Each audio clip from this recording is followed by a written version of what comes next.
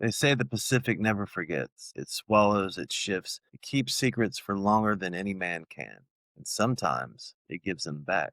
Far out in the ocean, where the horizon is a perfect circle and the sky feels endless, the Tuvalu, a scatter of atolls so small, so low, that they barely rise above the tide.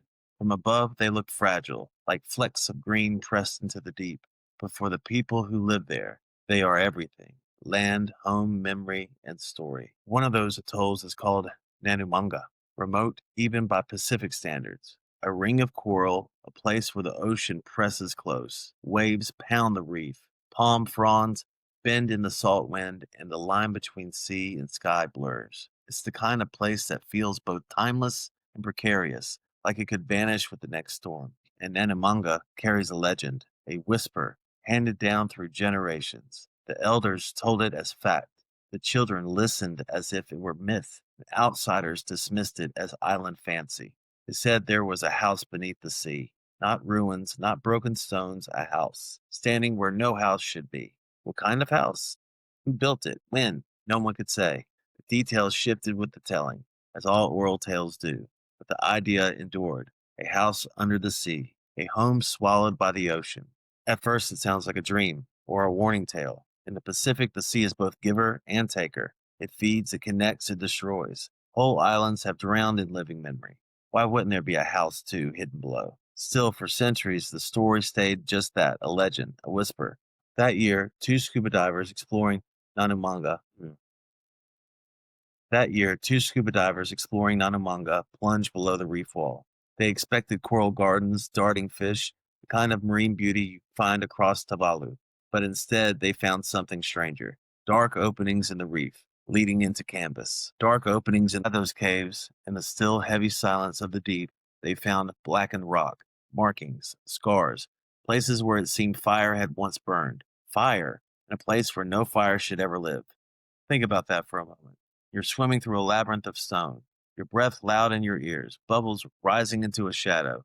The water presses in from all sides, a weight you can feel in your bones. You turn your torch onto the wall, and there in the stone are traces of flame. Not chemical burns, not natural scarring, something older, something human.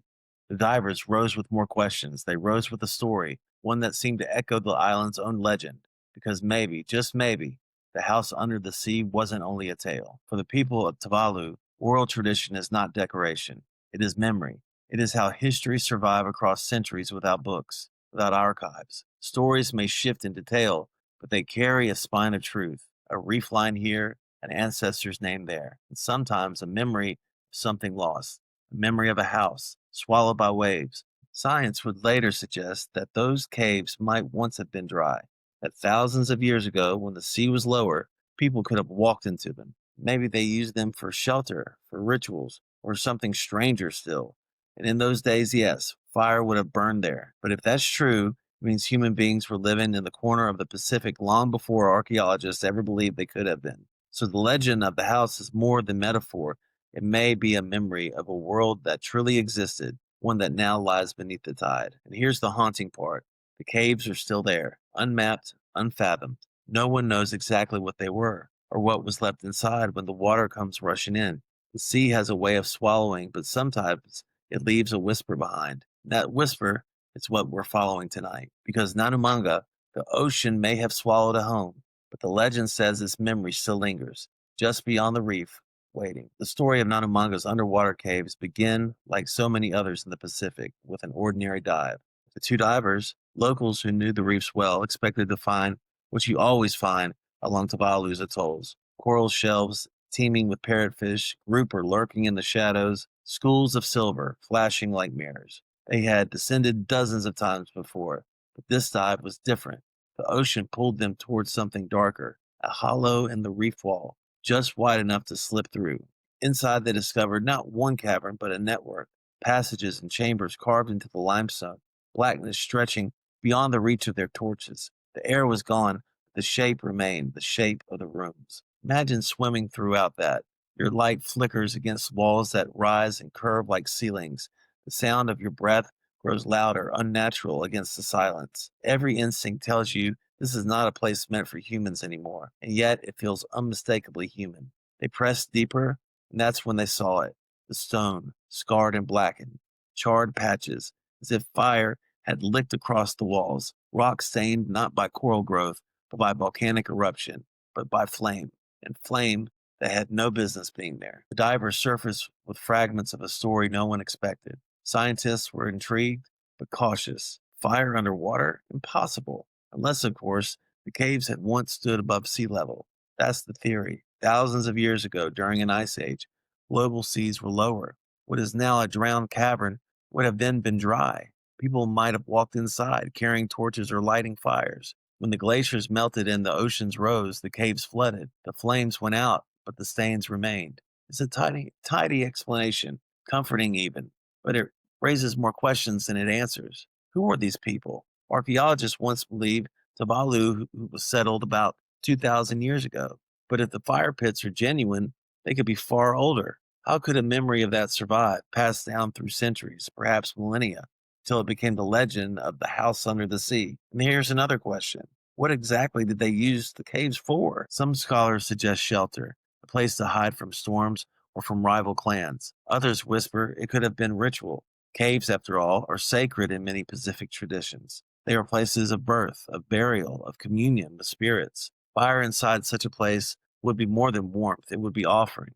But there's something even stranger. In local tellings, the word use was not cave, it was house. Why? A cave is natural, a house is made. So perhaps the islanders believed or remembered that these caverns were once shaped, changed, or lived in, that someone long ago claimed them as a home.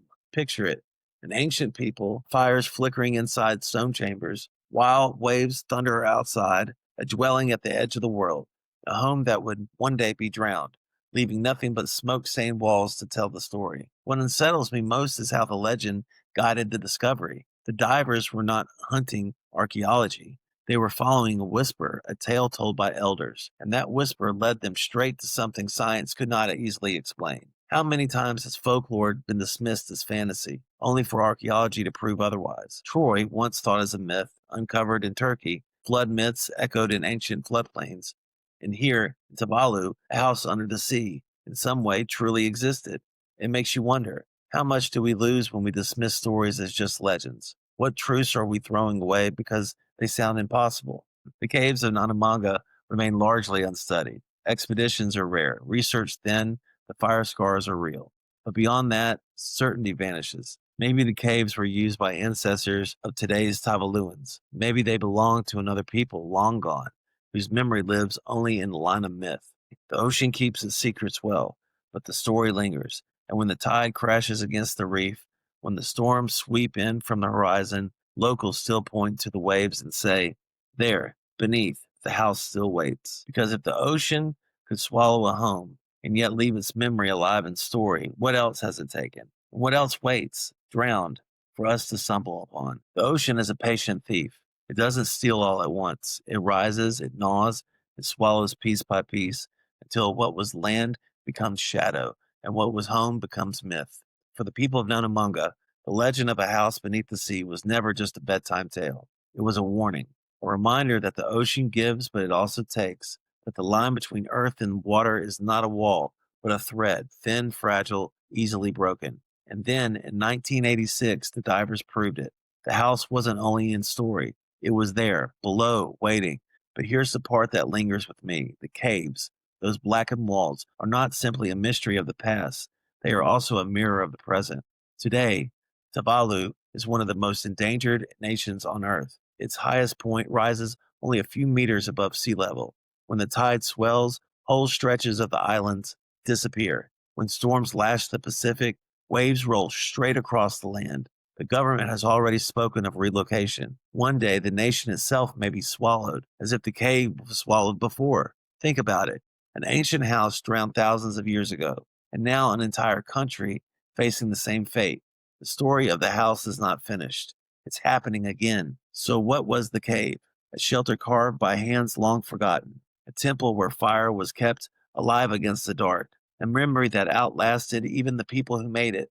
We can't know, and maybe we're not meant to, but the power of the story is this. It survived. It carried across centuries, whispered from elder to child, until it became not just folklore, but prophecy. A house lost at sea, remembered only in story, until someone finally looked and found it there. Let me ask you something. If an island can remember, if people can carry a drowned world inside their legends, what else might be hidden in the stories we dismiss? What ruins lie beneath the waters of our other coast, unsearched because no one listens to the old tales? And how much do we lose when we let those stories vanish? Because once the storytellers are gone, the memory goes with them, and the sea wins twice. There's another version of the Nanumanga tale, whispered by some elders. They say the house beneath the sea is not empty, that on storm nights, when the reef shudders and the waves roar against coral, you can hear voices from below, murmurs, laughter, the crackle of a fire that cannot burn.